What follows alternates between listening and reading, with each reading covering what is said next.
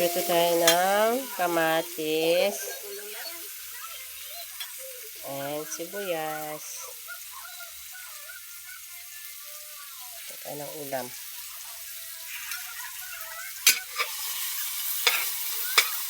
Ganyan lang po ang paggisa-gisa. Kailangan yung kamatis. Ayan, dapat durog na durog na.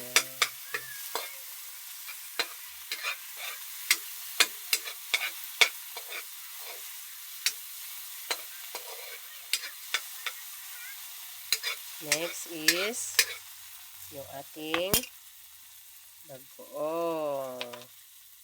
Yan, yung ating bagoong. Yung ating design yan para maluto. Yan. Yung 2 tablespoon lang. Buksan natin yung ilaw para maliwanag. Ayan, maliwanag na po. Yan po yung ating bagoong. Gigisa po natin yan para mabango. Bango. Mukhang kulang pa yung ating bagoong. Kaya nalagyan natin ng kaunti pa. JB, shout out. Ayan. Ito po yung kilalang bagoong sa amin dito. Pangasinan, JB bagoong. Ayan.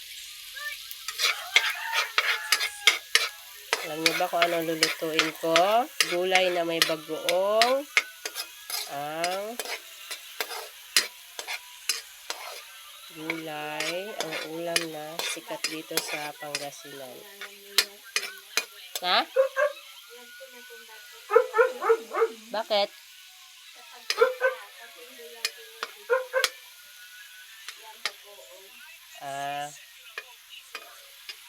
Dapat hindi gigisa.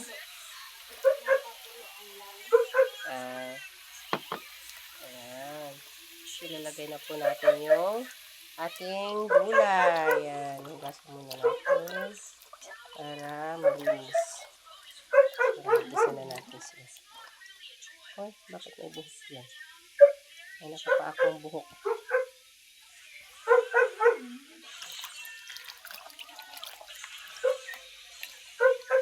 Kailangan po natin siyang hugasan ng tito.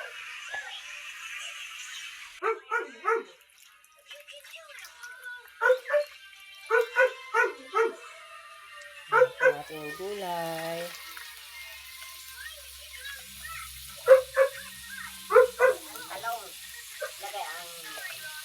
Lagay ang talong, okra, ayan yung mga gulay, okra, talong, sitaw, meron din pong ampalaya,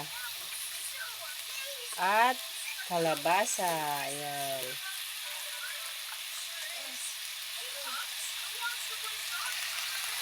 Ayan. Ayan. Alam niyo ba kung magkano lang to sa aming palengke? Makakabili ka na po niya ng 25 pesos. Oh. Ay, 20 pesos lang pala. 20 pesos lang po yan. Mixed vegetable na po yan. Yan. So, haluin na po natin. Diba? Marami-rami na po. Kaso ng ating gulay, wala po siyang halo or lagyan na lang namin po ng nor. Siya. Tapos tatakpan na lang po yan. Yan na lang po. Tapos tatakpan. Lagyan po ng pork nor cubes. Dahil walang halo po yung gulay natin, lagyan natin ng nor cubes. Babawi tayo sa nor cubes. Yan, isang buo. Lagyan natin yan sa ilalim para matunaw yan. Yan. Tapos, yan, ibabawan natin po yan. Tapos, tatakpan na po natin para pantay po ang pagkaluto. Yan, wag po natin haluin ng haluin para po hindi po masira yung gulay po natin. Yan.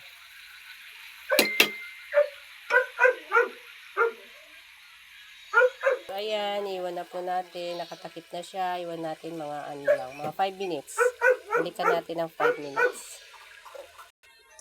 So, ayan. Haluin na po natin. Nalagyan ko pala siya ng kaunting tubig. Sabaw-sabaw kaunti na siya. Yan, malapit na po siyang maluto.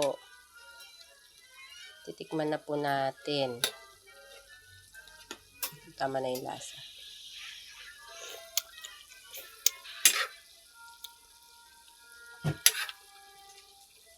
Okay naman. Yan. Medyo matigas pa yung kalabasa, kaya tatakpan muna ulit natin. Yan, malapit na siya maluto.